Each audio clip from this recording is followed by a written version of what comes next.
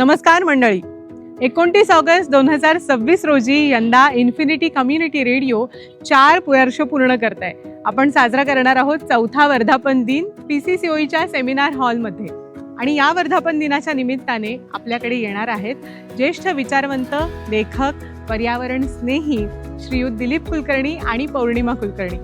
आधी केले आणि मग सांगितले या उक्तीनुसार पर्यावरणपूरक जीवनशैलीचं अनुसरण आपण आपल्या आयुष्यात कसं करू शकतो याबद्दल हे दोघे सांगणार आहेत, कारण स्वतः ते तसं जगतायत.